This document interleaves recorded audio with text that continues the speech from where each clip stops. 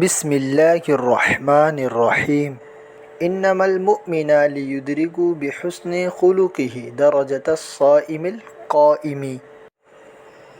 یقیناً مومن حسن اخلاق کے ذریعے دن کو روزہ رکھنے والے اور رات کو قیام کرنے والے کا درجہ حاصل کر لیتا ہے۔ یعنی اس حدیث پاک سے یہ معلوم ہوا کہ حسن اخلاق کتنی بڑی نعمت ہے۔